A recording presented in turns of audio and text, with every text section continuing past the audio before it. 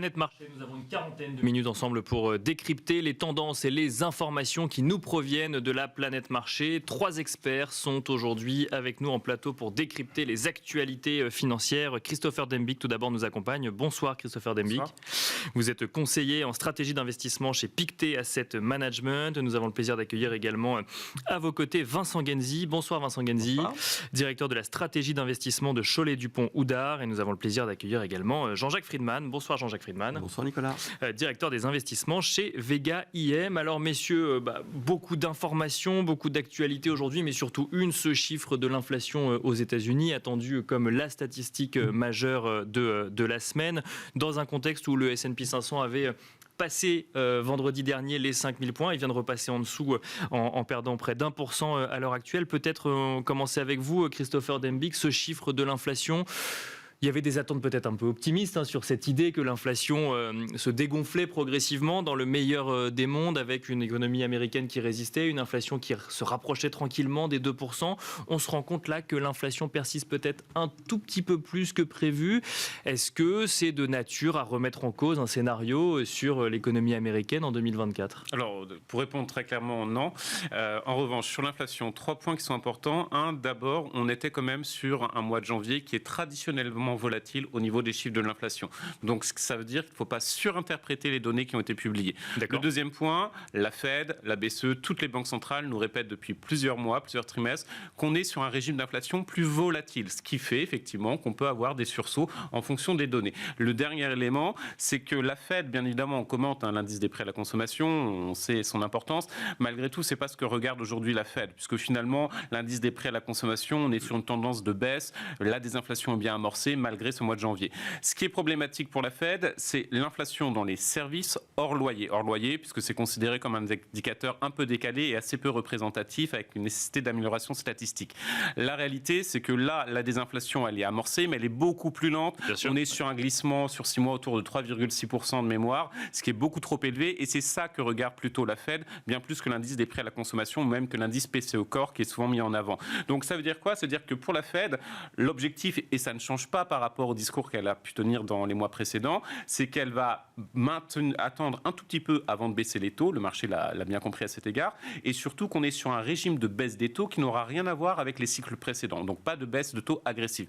Pour moi, l'annonce en termes d'indicateurs aujourd'hui n'a rien de surprise. Ça ne change rien au discours des banques centrales puisqu'elles avaient déjà tout mis en avant à cet égard. Après, il faut juste que le marché ajuste. Et c'est vrai que ça a été assez compliqué le mois de janvier pour que le marché comprenne qu'on n'aura pas au mois de mars ou au mois de mai, maintenant c'est au mois de juin, de baisse de taux qui vont être agressives. On ne va pas être sur 150 points de base, 160 points de base du côté de la Fed, par exemple, sur un an. Et ça, le marché doit bien le comprendre. Mais il suffit un peu d'écouter les banquiers centraux, de regarder les statistiques. Donc, on savait tous que ce serait volatile sur l'inflation. En tout cas, du point de vue économique, vous avez très peu d'économies, je crois, aucun à ma connaissance, qui mettent en avant que ce serait un chemin tranquille pour arriver aux 2% cette année. Donc, le sujet, c'est pas tellement le chiffre de l'inflation en lui-même, c'est l'optimisme, le grand optimisme des marchés depuis quelques mois, à partir du moment où l'idée d'une baisse de taux a été annoncée au niveau de la Fed. C'est toujours la même chose, c'est-à-dire que c'est ce fameux décalage qui est plus ou moins accentué. Là, le problème, c'est qu'en janvier, il était très accentué entre les anticipations du marché et ce que nous annoncent et ce que font souvent quand même les banques centrales. Et on avait effectivement un décalage qui était assez élevé. On avait à peu près un décalage similaire l'année dernière. Simplement, le sujet, c'était plutôt on va augmenter les taux que les baisser à ce moment-là. On avait un décalage entre, si on regardait janvier donc 2023 et ce qui s'est passé, le marché, vous avez un différentiel entre les anticipations du marché et ce qui s'est réellement produit par les banques centrales de 100 points de base. Alors malgré tout, l'année 2023 était plutôt un bon cru en bourse, donc ça veut dire que ça peut bien se passer, cette réduction du décalage. C'est pour ça qu'il ne faut pas exagérer. On le voit bien, depuis le mois de janvier, le marché commence à intégrer cette donnée. On sait qu'on est probablement sur un cycle qui va être un peu différent. Le marché l'intègre. On est sur 3-4 baisses de taux maintenant. Donc, c'est progressif et pour moi, ça induit qu'il n'y a pas un à-coup. Ce n'est pas négatif pour la bourse. Et surtout, fondamentalement, on a une économie américaine qui est très résiliente, plus résiliente qu'anticipé fin d'année 2023. Et donc ça, c'est l'élément qui est central et le marché l'a bien compris. Les indicateurs sont là pour montrer la résilience. Surréaction des marchés européens et américains aujourd'hui sur le sujet ou simple réajustement alors Réajustement par rapport au consensus. On était, je crois, sur le consensus Bloomberg à 2,9%. Effectivement, on est un peu plus élevé, donc c'est un peu négatif. Ça ne change pas la donne. Probablement que demain, si on a des bons résultats d'entreprise, on va être quand même sur une bonne tendance. Donc c'est plutôt un petit à-coup par rapport à un différentiel au niveau du consensus. Vincent Genzi, la même question mais de poser un peu différente. Ce chiffre d'inflation, un retour à la réalité pour les marchés quelque part ? Oui, on l'a dit, un retour à la réalité et surtout, moi je regardais les courbes, une confirmation que le rythme d'atténuation de l'inflation, il est très faible. Et donc, avant d'arriver à 2,5, il va falloir un certain temps. Les marchés, eux, par nature, observent les chiffres jour après jour et se disent peut-être qu'on aura une bonne surprise et que l'inflation va à un moment donné accentuer son reflux. Mais ce n'est pas le cas aujourd'hui. Il y a un autre élément, outre les éléments de loyer qui ont été mentionnés, que moi je regarde beaucoup, c'est les salaires. Ouais. Le dernier chiffre de hausse des revenus des salariaux était quand même assez impressionnant. Et même si on regarde en moyenne trimestrielle, on est à plus de 5. Donc ça, ce sont deux éléments qui vont effectivement contraindre la Fed à garder le même discours et en disant on sera prêt, mais on veut avoir une confirmation que l'économie, même si elle est forte, ne va pas relancer une tendance inflationniste. Donc elle veut que la désinflation s'installe davantage et plus longtemps. Donc effectivement, ça va repousser les anticipations de baisse des taux. Mais ça veut dire qu'elles peuvent encore être poussées. C'est effectivement le jeu d'essayer de pricer le timing au plus près. Et tant qu'en même temps, on a une économie qui est résiliente et des résultats qui tiennent, il n'y a pas non plus de raison d'avoir un accident sur les marchés, parce que ce qu'on perd d'un côté, on le gagne de l'autre. L'accident, c'est si à un moment donné, on a des signaux brutaux et inattendus de forte dégradation de l'activité, alors que la Fed est toujours sur son scénario « so far so good, je baisse pas mes taux ». Et c'est là que les marchés pourraient se faire beaucoup plus peur et craindre l'erreur de politique monétaire, ce qu'on avait complètement oublié jusqu'à présent. Après la réaction des marchés actions, tant qu'on a une correction qui va de 1 à 3%, c'est pas grave. C'est pas grave. Enfin, c'est ordinaire. Quel que soit le prétexte, c'est simplement qu'à un moment donné, le marché a besoin de souffler. Et il y aura probablement des personnes sous-investies qui en profiteront. Donc je crois que c'est un petit peu tôt pour se fixer définitivement une opinion là-dessus. Moi, ce que je crois qu'effectivement, c'est que la désinflation va être plus lente. Mais ce que je constate aussi, c'est qu'elle est moins rapide et moins forte qu'en Europe. Donc une désinflation plus lente, une économie américaine qui résiste plutôt bien, effectivement des tensions sur les salaires. On est quoi ? On est sur un scénario de soft landing, mais qui se décale encore et encore et encore sans réellement savoir. Alors, peut-être que le spectre récessif est, lui, pour le coup, repoussé, mais quel est votre scénario, Vincent Genzi, sur l'économie américaine cette année ? Mon scénario, c'est mon scénario, mais c'est aussi ce que j'observe un peu partout. On voit que de plus en plus de maisons qui avaient un scénario de récession intermédiaire se disent, bon, elle arrivera peut-être, mais pour l'instant, on n'a aucun signal. Soft landing réussi, oui, c'est un peu le consensus. Le no landing, il est de plus en plus courant. Ouais. Donc, finalement, ça va de pair avec ces espoirs de baisse des taux qui sont repoussés, parce que la croissance reste résiliente. Donc, effectivement, on était à 1,5, on sera peut-être entre 1,5 et 2 de croissance aux États-Unis, ce sera encore un petit peu moins que cette année. Donc, c'est quand même une croissance qui s'infléchit tout doucement, pareil en Europe. Mais quand est-ce que la récession arrivera ? Il faut qu'il y ait un choc. Il faut qu'il y ait un choc. Donc on voit bien l'idée d'une récession aux États-Unis n'est pas complètement écartée dans les scénarios, c'est ce que vous dites ? Je pense que ça arrivera. Mais récession, bien sûr, mais oui. Tous ceux qui restent très accros au scénario de récession ne font que repousser ce scénario une fois qu'on aura épuisé toutes les cartouches, toutes les marges de manœuvre. Que le chômage aura vraiment atteint un point bas et qui commencera à remonter. Mais c'est vrai que pour cette année, même un scénario récessif de 1 trimestre ou de 2 trimestres, on a du mal à voir les raisons fondamentales. Oui, bien sûr. Il faut que ce soit un accident exogène. Jean-Jacques Friedman, donc no landing d'un côté sur l'économie américaine et non-information, ce chiffre de l'inflation au mois de janvier aux États-Unis, ou quand même il faut le prendre en compte Il faut le prendre en compte parce qu'il peut introduire quand même une volatilité pendant quelques temps. C'est-à-dire que le marché se focalise toujours sur quelque chose. Là, il avait les résultats, il a eu la confirmation de statistiques pas mauvaises. Tous les chiffres ont été volatiles en janvier. Non seulement ce chiffre-là, mais les chiffres d'ISM au plus haut depuis 15 mois, les chiffres de création d'emplois qui ont vraiment marqué les esprits aussi. Donc on pouvait s'attendre aussi à une volatilité. Il nous semblait que le risque était asymétrique. Et comme il y a ça, plus les déclarations américaines qu'on pensait plus tardives sur le risque géopolitique, les deux en s'associant peuvent créer de la volatilité. Mais je ne pense pas que ça soit le point de retournement quand même du marché. Ça arrive à un moment où la croissance est forte. Et au contraire, avoir une croissance forte et décalée et se dire que la bonne nouvelle, c'est dans quelques mois, tant que c'est un report, pour le marché, ça sera bien. Ce qu'il y a, c'est que si c'était vraiment...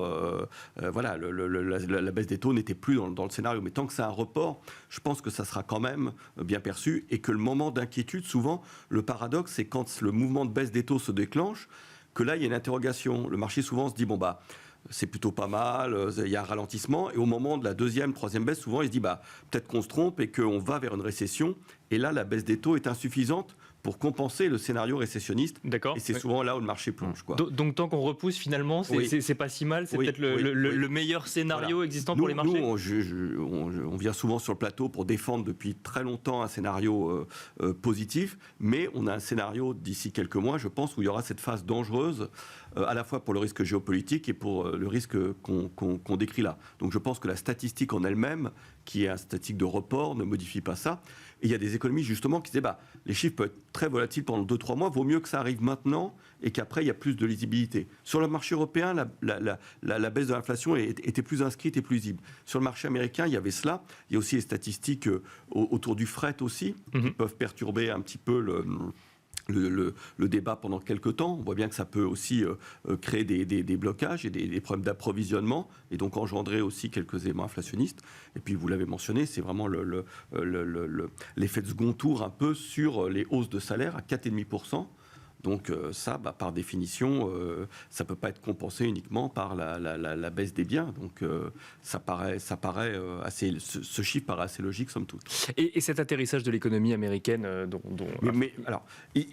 nous, il ne nous surprend pas du tout. C'est-à-dire que ce qui est absolument incroyable, c'est comment, avec 6% de déficit budgétaire, on peut avoir une récession. C'est ça qui nous semblait, nous, assez curieux. C'est-à-dire qu'il y a tellement d'argent qui est mis sur la table qu'il y avait dans un premier temps toute cette épargne accumulée des consommateurs qui expliquait finalement qu'on n'est pas tombé en récession. Aujourd'hui, il y a quand même le moteur justement de salaire supérieur à l'inflation qui pousse encore. Et là, il y a eu l'indice de la confiance des consommateurs qui était au plus haut depuis 2 ans. Et puis, il y a un déficit budgétaire important et cette masse d'argent, d'investissement qui d'ailleurs arrivera en Europe bientôt. C'est-à-dire que l'équivalent du plan Repower alors comme ça fait très longtemps qu'il a été voté, on a l'impression que ça y est, il a été là, mais il n'est pas du tout là. Il y a des allers-retours entre parlements européens et nationaux et ça donc va les arriver. investissements ne sont pas là. Et les investissements ne sont pas là. Oui. Et ce qui veut dire que sans doute en 2000, alors on est dans le creux de la vague en Europe, mais peut-être qu'en 2024-2025, il y aura aussi un peu le même phénomène où on sortira un peu la tête de l'eau.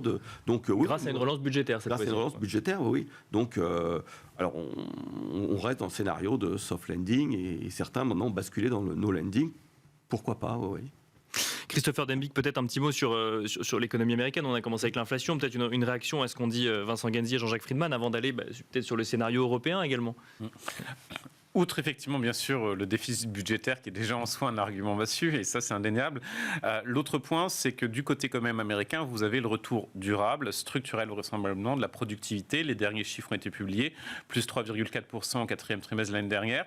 Donc bien évidemment c'est lié à la politique budgétaire de relocalisation d'activités notamment dans les semi-conducteurs, donc très largement subventionné par le gouvernement fédéral. Mais la réalité c'est que quand vous avez quand même du déficit, de la productivité qui est là, un marché du travail qui est en phase de rééquilibrage, même si bien évidemment on peut toujours débattre longuement de la volatilité du chiffre d'inflation aujourd'hui, on a quand même ce processus de désinflation qui est amorcé. Force est de constater que vous avez à minima un scénario de soft landing qui est bien là. Le seul point d'interrogation de mon point de vue, c'est fondamentalement est-ce que la Fed va être en mesure d'assouplir la politique monétaire sans que ça crée déstabilisation au niveau du marché financier. Alors il y a la petite question des banques régionales américaines qui est toujours sur la table, qui ne revient pas mais qui est toujours sur la table. La réalité, notre point de vue, c'est pas un vrai sujet, dans le sens c'est pas un sujet systémique. On est plus sur un scénario notamment caisse d'épargne américaine dans les années 80. Ça nécessitait plus d'une décennie à assainir. Ça n'a pas créé de choc financier. Ça a eu un petit impact négatif sur la création de crédit. Ça n'a pas créé de récession. On est sur ce scénario-là. Et la Fed a beaucoup d'outils à mettre en place. Aujourd'hui, vous avez une facilité de prêt qui va expirer le 11 mars. Elle peut aussi ralentir la réduction de son bilan ou complètement l'arrêter. Donc il y a énormément de soupattes de sécurité pour justement que cet aspect système financier ne se déstabilise pas. Côté européen, à l'inverse, fin d'année dernière, le consensus était peut-être un peu trop optimiste par rapport à l'évolution de l'économie européenne. C'est là où on a quand même des chiffres qui sont pas glorieux. Bien sûr, le moins qu'on puisse dire. Plus de mal à repartir en Europe. Comment ? On a plus de mal à repartir en Europe. On a plus de mal à repartir. On a au moins, en tout cas, en revanche, effectivement, sur l'inflation, le processus de désinflation était beaucoup plus rapide que prévu. Même si la BCE a toujours ses craintes au niveau des salaires, la réalité, c'est que ça se matérialise pas vraiment dans les chiffres au niveau européen. Et on sait que c'est une donnée aussi qui est très largement révisée sur les anticipations de hausse de salaire. salaires. Donc pour moi, c'est pas une inquiétude. En revanche, la problématique, c'est comment renouer avec une croissance qui est plus élevée, qui serait proche de son potentiel. Donc pour nous, on l'estime autour de 1,5% pour la zone euro, mais ça donne un ordre de grandeur. Et là, il n'y a pas d'élément à court terme sur l'année 2024 qui permet d'être très optimiste. Alors en revanche, on sait qu'on aura plus de déficit budgétaire. On le sait très bien. On estime que c'est à peu près 2 points de pourcentage de plus par rapport à ce qui existait avant 2019, du fait de toutes les transitions, etc. Mais côté européen, ce sera toujours inférieur à ce qui est fait du côté américain. Et surtout, c'est probablement fait un peu plus intelligemment aux États-Unis, où fondamentalement, ils se disent on a quelques politiques industrielles qu'on va mettre en avant. Là, c'est les semi-conducteurs. On verra après la présidentielle quelles seront les autres priorités.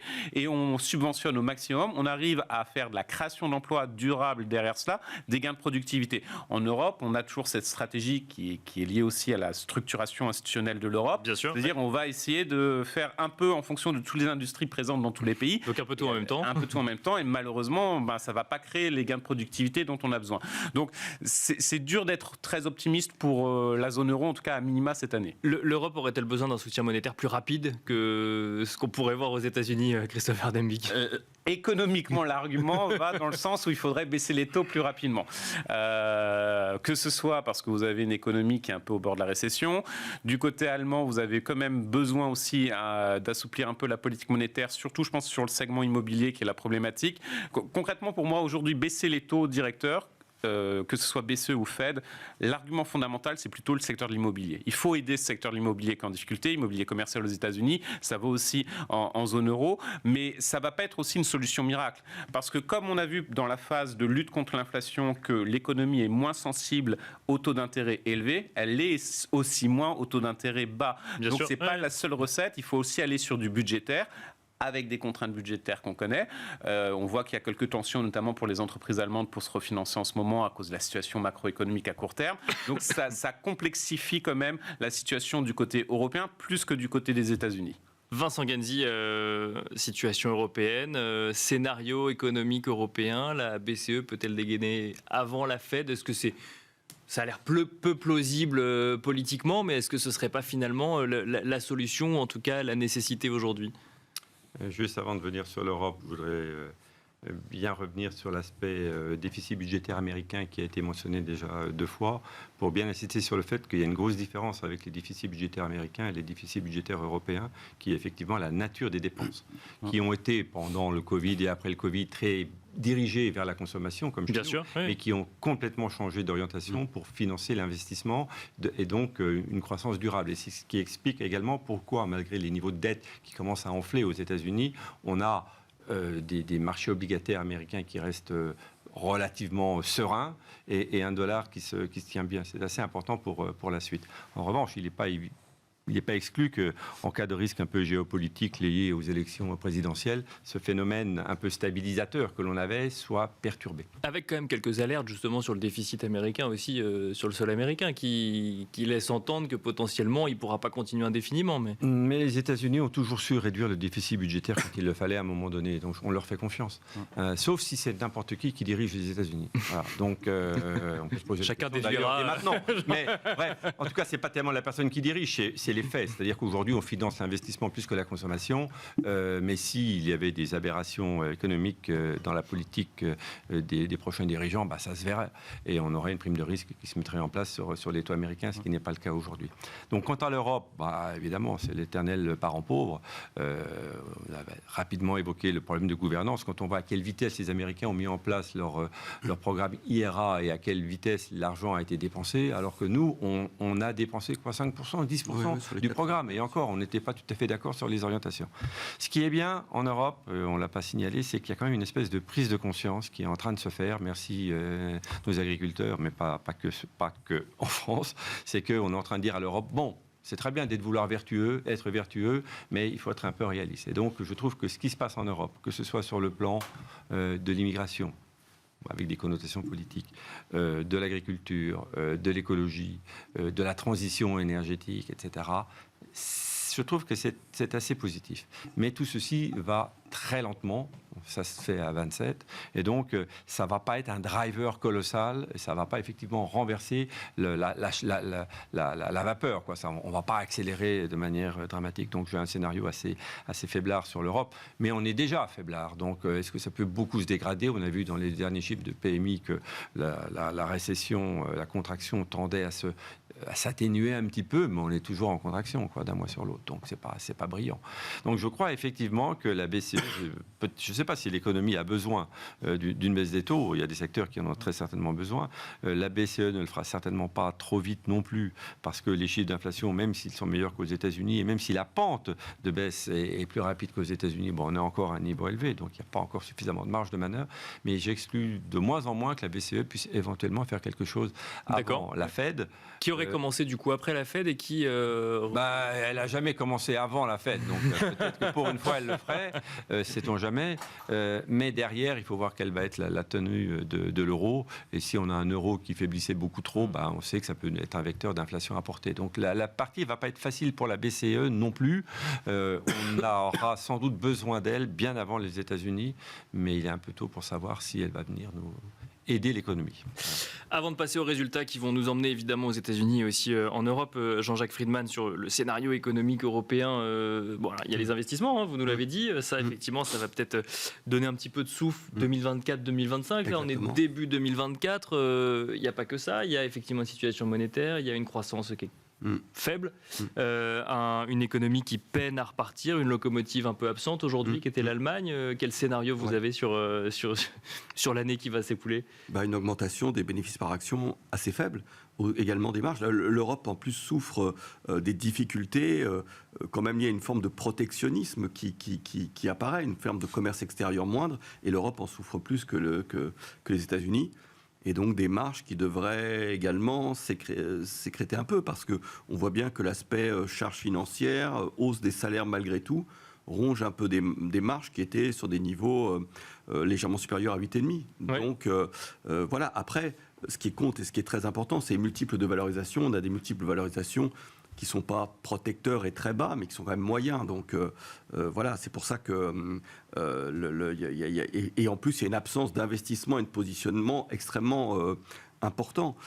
C'est une hausse où il y a eu peu d'investissement. Ça, c'est très important à voir, avec d'énormes liquidités monétaires. Et c'est pour ça que je pense que le marché s'est mis à courir un peu après, finalement, cette hausse, parfois avec un peu de retard. Et ça, il faut le garder en tête.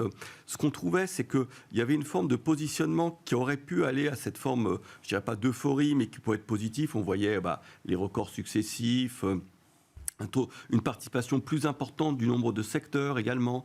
Il y avait plusieurs éléments comme ça qui semblaient aller dans le sens. Et là, depuis quelques semaines, on trouve qu'il y a de nouveau un peu une fragilité dans le marché où on se reconcentre sur les stratégies momentum qui avaient bien fonctionné. Donc voilà, c'est cette phase euphorique qui parfois peut arriver alors qu'on est à des niveaux de valorisation somme toute moyenne. On pense qu'elle a maintenant un peu de mal à s'enclencher tout de suite. Voilà, donc c'est pour ça que dans ce thème-là, on privilégie malgré tout les valeurs de croissance, parce qu'on a le sentiment que le potentiel de remontée des taux, on venait de 5 aux États-Unis, on est à 3,80, 4,30 là, 4,40, mais ça nous semble un peu des niveaux déjà où le fait de revenir sur l'obligataire est intéressant, et donc les valeurs de croissance qui déjà fonctionnent dans un environnement haussier taux, qui d'habitude ne les aident pas, dans un environnement un peu de taux stabilisé et baissier, pourraient vraiment augmenter encore leur avance. Alors que vous vous souvenez, en tournant de l'année, on parlait des mid-cap, est-ce que c'est un peu le retour, etc. On voit que la question a beaucoup été posée, j'ai l'impression qu'elle aussi elle est repoussée, c'est comme le soft landing. D'ailleurs, ceux qui en parlent souvent sont un peu jugés partis. Hein. Ils disent j'aimerais bien que ça arrive. Ça arrive, le moment est là. Voilà. C'est vrai. Donc valeur de croissance sur l'Europe, un mot du luxe quand même qui a l'air de plutôt reprendre des couleurs pour certaines valeurs en tout cas. Certains disent qu'il y a 2 luxes aujourd'hui, qu'il faut regarder 1, 2, 3 valeurs. Ça fait pas un secteur quand même? Est-ce qu'on a une vision sur un secteur luxe européen? La différence vraiment, alors là, vraiment, c'est toujours le thème du gagnant qui l'emporte tout. La différence entre LVMH ou Hermès d'un côté et puis Kering de l'autre, elle est vraiment manifeste. Et trimestre après trimestre, on voit que ça s'accentue. il y a vraiment des marges exceptionnelles, une capacité de vente. Enfin, c'est un thème sociétal extrêmement important. Donc oui, malgré la faiblesse de la Chine, malgré la faiblesse de la Chine, mais avec un taux d'épargne de 30% malgré tout. Donc ce taux d'épargne, à un moment donné, même s'il reste stable et qu'il ne se transforme pas encore en termes de consommation, ça peut à un moment donné, malgré tout, aider quelques entreprises européennes. Oui, donc c'est un secteur sur lequel on était historiquement très positionné, on l'est moins. On va vers des choses un peu plus défensives, mais c'est quelque chose auquel on ne doit pas renoncer, bien sûr, oui. Christopher Dembick, alors on peut commencer par le luxe et puis on peut élargir à la saison des résultats. Aux États-Unis, je crois qu'un peu 50% des entreprises du S&P 500 ont déjà publié, 80% d'entre elles ont publié des résultats supérieurs aux attentes. Alors je ne sais pas ce que ça veut dire réellement parce qu'on peut baisser les prévisions de résultats avant de les publier ou autre, mais bon, globalement c'est plutôt positif. D'ailleurs le marché l'a plutôt applaudi. En Europe c'est un peu plus compliqué, mais on a quelques belles surprises. Certains sur ce plateau disent qu'il n'y en a pas suffisamment, mais il y en a quelques-unes. Comment est-ce que vous analysez cette saison des résultats à mi-parcours globalement ? Alors, effectivement, en termes de configuration de marché, on voit bien, notamment au niveau du secteur du luxe, et effectivement, ça, c'est un secteur qui est toujours très à privilégier. Peut-être le point qui est intéressant sur le luxe, c'est effectivement, on a toujours cette vision très dépendante de la Chine. Je pense que personne autour du plateau anticipe une relance chinoise massive cette année. On peut me contredire, mais je ne pense pas. Certains l'espèrent, ce qui est autre chose. Voilà. Mais ce qui est assez intéressant, c'est que le luxe, qui était quand même historiquement ces dernières années assez dépendant en termes de vente de la Chine, sur l'année 2023, au niveau du secteur dans son ensemble, il a pu compenser la perte du consommateur chinois en trouvant des parts de marché en Europe et au niveau des Amériques, donc pas uniquement les États-Unis. Et comme on a un scénario, en tout cas chez Pictet, qui est plutôt de soft landing pour l'économie américaine, Europe, alors c'est pas très réjouissant, mais c'est pas non plus une catastrophe, vous avez toujours cette prise de relais au niveau du marché du luxe. Point qui est intéressant sur le luxe aussi, c'est que vous avez effectivement cette structuration du marché. C'est-à-dire, pendant plusieurs trimestres, on avait finalement l'intégralité du secteur qui en bénéficiait. Et là, on voit qu'on a une différenciation qui est faite. Il y a beaucoup plus d'intransigeance des investisseurs, notamment concernant les niveaux de valorisation. Il faut justifier finalement sa valorisation avec de bons résultats d'entreprise. Ceux qui s'en sortent mieux que les autres, évidemment, ce sont aussi ceux qui sont à l'action sur les quelques OPA. Il reste quelques entités indépendantes. On en voit à l'heure actuelle. Il y en a encore quelques-unes à la Bourse de Milan, probablement pour pas très longtemps. Et ça me permet Et on voit quand même cette configuration de marché où le luxe reste aussi le secteur qui accapare les flux. Côté américain... Donc, faire des OPA, c'est un signal positif en relation avec ce qu'on a vu, ce qu'on voit sur TODS en ce moment. C'est plutôt vu positivement. Oui. Vous avez une consolidation. On a déjà bien amorcé la consolidation du marché, bien sûr, sur le luxe, mais vous avez, y compris en Suisse et bourse italienne, vous avez encore quelques entités indépendantes. Donc c'est un processus qui me paraît assez logique. Du côté américain, ça reste quand même très concentré sur les 7 magnifiques. On le voit, vous avez des statistiques qui vous montrent qu'on est sur une concentration de marché qui est impressionnante. Sur les 10 premières entreprises du Russell 100, elles ont représenté à peu près 31% de la performance sur un an. Donc c'est massif, c'est un record historique. Après, bien évidemment, on pourra toujours considérer que c'est pas sain.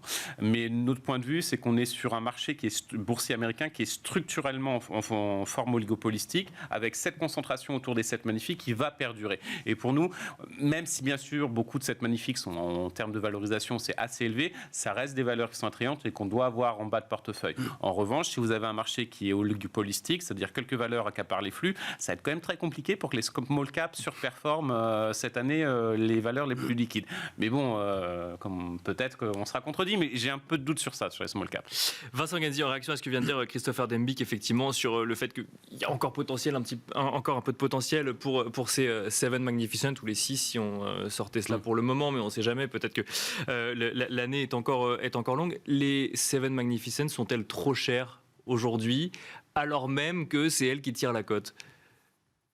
Non, elles ne sont pas toutes trop chères, on ne peut pas dire ça. Et puis il y en a certaines qui ont des business models qui sont très durables. Il y a des petits doutes sur Apple en ce moment. Bon, Tesla est un petit peu moins, évidemment, dans la course depuis quelques semaines. Mais ce qui est impressionnant, c'est outre la concentration du marché. Parce que c'est même au niveau du S&P, je crois que ça représente 40%. Non pas les 7, mais les 10 premières. Donc c'est très très concentré, mais c'est vrai au niveau des résultats. J'ai essayé de regarder un petit peu dans le détail les publications de résultats. Donc effectivement, ils sont meilleurs qu'attendus. Et quand on regarde les secteurs qui performent mieux, on ne sait pas la tech. Bon, c'est l'énergie, c'est la santé, c'est un peu les discretionary. Ça ne veut rien dire. Parce qu'en fait, les biens de consommation non durables, les discretionary, c'est quoi? Ce qui fait les résultats du secteur, c'est Amazon. Dans la tech, vous allez avoir Microsoft plus qu'Apple. Vous allez avoir dans les services de communication qui ne sont pas le secteur en pointe en termes de bonnes surprises, vous aurez quand même Facebook, vous aurez quand même Google. Donc c'est quand même les 7 magnifiques qui font l'essentiel de la croissance des résultats. Ce qui fait que non seulement c'est très concentré, mais en plus c'est-à-dire une vulnérabilité, mais tant que cette vulnérabilité ne se dévoile pas, cette croissance fait la hausse des résultats, fait la hausse aussi de ces valeurs. Donc effectivement, moi je crois qu'on est dans un so far so good market et que ces valeurs vont continuer à concentrer l'attention des investisseurs. C'est vrai que le Russell 2000 est négatif depuis le début de l'année et les autres secteurs ont beaucoup de mal. Après, sur l'Europe, j'ai l'impression que c'est un peu ce qui se passe aux États-Unis qui se traduit en Europe. Certes, il y a le luxe, qui est bien plus important chez nous qu'aux États-Unis, donc c'est un phénomène à part, et qui s'inscrit exactement dans la même lignée que les plus belles valeurs américaines. Oui, et puis vous avez quelques valeurs de tech, donc vous allez retrouver ASML, vous allez retrouver Adyen qui surprend positivement, vous allez retrouver pas des STM, mais d'autres valeurs de SMI, vous avez ARM qui a explosé parce qu'on se dit, tiens, finalement, l'intelligence artificielle va les toucher. Donc voilà, on n'a pas encore fait la bulle, mais ce n'est pas forcément une bulle de valo, mais ça peut être une bulle de détention. Et je pense que ça va continuer jusqu'au moment où il y aura quelque chose qui ne sera plus supportable. En ce qui concerne la relation entre les taux et les différents secteurs de marché, moi j'ai l'impression que depuis quelques mois, ce que l'on voit, c'est quand les taux remontent, évidemment ça attaque les valeurs de croissance. Ça ne fait pas plus monter les valeurs cycliques et les values, parce qu'on dit si les taux remontent, c'est mauvais pour la croissance. Quand les taux se stabilisent à environnement économique à peu près stable, les valeurs de croissance, qui ont plus de croissance que le reste de marché, surperforment à nouveau. Et c'est quand les taux se mettent à baisser que là on se dit tiens, peut-être qu'il faut jouer les valeurs en retard. Et on vient un petit peu plus sur les cycliques et les values. Ce qui explique que de temps en temps, le momentum change de secteur, change de valeur, mais c'est extrêmement variable. Ce n'est pas constant. Donc c'est très difficile à jouer. Si on ne veut pas se poser de questions, on se dit, il y a des belles valeurs de croissance. Chaque fois qu'il y a des petits accidents comme aujourd'hui, on en achète. Et si on veut acheter du décoté, il faut avoir une vue très long terme en disant, cette décote ne restera pas à l'infini. En acceptant justement que le long terme soit repoussé, comme ce qu'on pouvait voir sur les small et mid. Jean-Jacques Friedman. Alors je reste sur ces Seven Magnificent pour vous donner la possibilité de vous exprimer dessus aussi. Alors j'ai demandé à Vincent Genzi si elles étaient trop chères. La réponse est, de ce que je comprends, non, pas aujourd'hui. Je confirme, ouais. Sans faire de conseil d'investissement, ça fait encore sens d'acheter des valeurs au plus haut. Alors peut-être pas aujourd'hui, parce que là effectivement il y a eu une petite respiration, mais c'est pas trop cher et au plus haut, c'est le plus haut d'aujourd'hui n'est potentiellement pas le plus haut de demain si on en croit le potentiel de croissance de ces valeurs. Exactement, même si on prend un titre comme Nvidia, dans ce qu'il y a de plus, où il y a le mouvement d'accélération le plus puissant, quand on a 70% de hausse des résultats prévus, on voit bien qu'en réalité, si on compare en termes de PEC, c'est pas... Alors, la boîte que vous citiez, là, c'était un peu... Il y a un flottant très faible, alors là, il y a une spéculation particulière, mais pas sur ces boîtes-là. Alors après, ce que le marché essaye de jouer, sans aller dans les mid-cap, c'est se dire, dans ce thème-là, vous voyez, par exemple, il joue le Next 100 du Nasdaq, en disant les valeurs plus petites du Nasdaq, oui, elles, peuvent être emportées par ce mouvement. Mais nous, ce qu'on aurait espéré, c'est que finalement, il y a un élargissement par rapport à ces valeurs-là, qui aurait été un signal positif, mais cet élargissement ne vient pas et le marché, par sécurité, se concentre là. Là où on a eu tous, je pense, investi beaucoup de gens, c'est que je pense que le call du Nasdaq a vraiment été fait, je dirais, depuis je dirais, septembre-novembre 2022. Et si on avait pu anticiper que les taux n'auraient pas baissé pendant toute cette période-là, on n'aurait jamais cru à un tel mouvement du Nasdaq. Et je pense qu'il y a eu à la fois le phénomène de l'IA qui a vraiment percuté ça, et en plus, dans toute cette hausse des taux, les gens se disent « oui, d'accord, mais le prochain mouvement, c'est à la baisse, donc ça ne compte pas, cette hausse des taux-là ». Et donc, le marché a été très aidé, alors que le phénomène de baisse des taux qui aurait pu normalement l'aider, et puis après, on arrive toujours à trouver quelque chose. On se dit « ils ont des liquidités importantes, donc elles bénéficient du placement de leurs liquidités ». Bon, mais non, je pense que c'est vraiment un moteur important. Il y a une concentration extrêmement forte et une polarisation très forte, et ça, on peut pas aller à l'encontre de ça. Mais alors, la question qu'on peut se poser, et que se posent sûrement les gens qui nous écoutent, c'est quand on a aux États-Unis un faible panier de valeurs qui compte pour autant dans un indice, en Europe, un faible panier de valeurs qui est le luxe qui compte autant dans un indice. Quand on fait de la gestion active, finalement, quel est l'intérêt d'aller chercher ailleurs que dans la tech ou dans le luxe, si c'est ces valeurs-là qui tirent la cote de part et d'autre de l'Atlantique? Bien sûr, il y a un vrai sujet et on voit d'ailleurs des flux importants sur les trackers. Et les trackers, d'ailleurs, les flux importants se sont positionnés, je dirais, au tournant de l'année sur les trackers, à des personnes qui ont vraiment investi sur ces éléments-là. Et je pense que c'est des professionnels qui ont finalement utilisé ces trackers. Je pense qu'il y a eu beaucoup de produits structurés qui ont été aussi bâtis ou des fonds diversifiés. Il n'y a pas eu tellement, finalement, ces qui ont fonds sur la accentué gestion quelque active. part Voilà. la tendance. Oui, oui. Soit les gens se sont dit, bon, on a un peu raté le mouvement, alors on va faire un structuré, on a un peu raté le mouvement, on va faire un produit diversifié. Il n'y a pas eu tellement de flux, finalement, positionnés sur la gestion active, mais c'est bien sûr un vrai débat. Et nous, dans la gestion sous mandat, on utilise aussi parfois des trackers en se disant, faut mieux être simple parfois et jouer. Et donc, par exemple, en ce moment, on joue le tracker Nexan, par exemple, en se disant, tiens, ça nous paraît intéressant. Ça va s'élargir et ça va être emporté par la même tendance. Oui. Vincent Genzi et ensuite Christopher Denbigh, même question. Le rôle de la gestion active quand c'est concentré sur 20 valeurs qui en plus sont le plus traitées médiatiquement. C'est pire que ça, c'est que pour faire de la gestion active et surperformer aujourd'hui, il faut être encore plus concentré sur ces valeurs que l'indice lui-même. Ouais. Sinon, vous n'avez aucune chance de battre l'indice. Donc ça veut dire que vous avez une gestion active sur les portefeuilles avec 5 valeurs. C'est inconcevable. Donc ça rend la gestion active extrêmement compliquée, sauf dans les petites phases de rattrapage que je citais tout à l'heure. Oui, bien sûr. Mais pour l'instant, on voit bien que ça reste compliqué, d'où l'attrait pour les trackers que vous avez cités, ou pour les SICAV qui sont, je dirais, plus momentum et plus tilté indice que très stock picking. Avant de... Oui, encore allez-y. il y a une toute petite chose, c'est quand on regarde le Nasdaq, en fait, il y a pas il a retrouvé ses plus hauts, parce qu'effectivement, jusqu'en 2022, il y avait eu une très forte baisse, et puis ça avait commencé à remonter avec l'espoir du pivot, et puis ça s'est accentué à l'automne dernier et avec l'intelligence artificielle, mais le nombre de valeurs qui ont fait des réels plus hauts, il est aussi assez limité. On retombe sur les 7 en dehors de Tesla, plus des valeurs de santé comme Eli Lilly. Mais c'est vrai que même en termes de performance relative, on voit que le Nasdaq a surtout corrigé la forte baisse qu'il avait connue et que ce qui lui a permis d'aller plus haut, c'est toujours les mêmes valeurs. Christopher Denbigh, même question, ou peut-être un sujet qu'on n'aurait pas abordé sur les quelques minutes qui nous restent. Non, peut-être rapidement, juste sur cette concentration de marché. Aujourd'hui, effectivement, si vous voulez avoir du rendement, vous ne pouvez pas être à l'écart des 7 magnifiques, ou en tout cas plus largement du secteur tech. Ça semble assez pertinent. Après, vous avez énormément, bien sûr, de sujets qui expliquent cela. Vous avez aussi la gestion passive qui, quand même, facilite, je pense, cette concentration. Il y a un autre élément qui est un peu plus macroéconomique, qui est assez intéressant. Vous avez Thomas Philippon, certainement des économistes français les plus brillants qui vit aux États-Unis aujourd'hui, nous disait finalement, ce qui se passe aux États-Unis, c'est que vous avez une économie aujourd'hui qui est très très peu compétitive, qui est déjà dans une situation d'économie réelle, en situation oligopolistique. Il suffit par exemple de chercher un opérateur Wi-Fi à New York, vous verrez, vous en avez 2 qui proposent exactement le même prix. Donc vous avez des fortes barrières à l'entrée.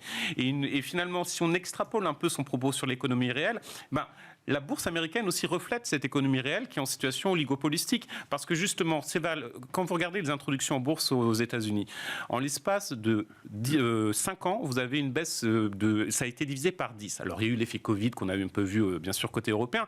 Mais fondamentalement, qu'est-ce qui se passe? C'est que les 7 magnifiques, elles rachètent leurs concurrents. Donc vous avez très peu de diversité en bourse, très peu de nouveaux entrants. Et automatiquement, quand vous rajoutez gestion passive, qui va aussi accentuer ce phénomène-là où on se concentre simplement sur certains secteurs, c'est une concentration qui est anormale, bien sûr, de la bourse, autour de quelques acteurs. On retrouvait ça dans le secteur énergétique il y a 60 ans de cela, mais ça peut durer très longtemps. Si on avait eu cet échange-là il y a un an ou 2 ans de cela, on aurait eu sûrement des avis beaucoup plus divers, parce qu'à l'époque, on disait non, ça ne peut pas durer, on sait que ça va quand même aller ruisseler, si vous me permettez le terme, vers d'autres secteurs d'activité. Alors que là, on voit que ça dure. On voit que ça dure, et ça peut durer effectivement très longtemps. Donc, si vous voulez du rendement, vous pouvez pas aller à l'encontre du marché. Et aujourd'hui, force est de constater, en plus, vous les avez évoqués, il y a des arguments solides aussi pour justifier cette domination des 7 magnifiques. Mais alors, du coup, est-ce qu'on va chercher quand même d'autres valeurs, des small et mid, justement, ou on se dit que c'est pas le moment, que ce moment on attend Le segment des small et mid cap, ça va quand même être compliqué. Après, en revanche, effectivement, trouver d'autres entreprises qui sont aussi dans la technologie, qui peuvent être les prochains gagnants, ou en tout cas bien positionnés, là, sur du stock picking, sur vraiment de la gestion active, c'est pertinent. Mais en revanche, c'est se dire, voilà, la petite valeur en bourse qui a peut-être un très bon business model, mais la réalité, c'est qu'elle n'arrive pas à lever de l'argent. Et aujourd'hui, qu'est-ce qui se passe? Ce sont des OPA et des sorties de bourse sur la bourse de Paris. Je suis quand même assez dubitatif sur la capacité d'avoir de la liquidité sur ce compartiment de marché. Peu importe d'ailleurs la belle valeur, le fait que on peut avoir de très belles valeurs, mais il faut aussi attirer l'investisseur. Je vous propose d'arrêter ici. Merci beaucoup, messieurs. Merci Christopher Dembick, conseiller en stratégie d'investissement chez Pictet Asset Management. Merci Vincent Genzi, directeur de la stratégie d'investissement de Cholet-Dupont-Oudard. Et merci Jean-Jacques Friedman, directeur des investissements chez Vega IM. Et quant à nous, on se retrouve tout de suite dans Marché à thème.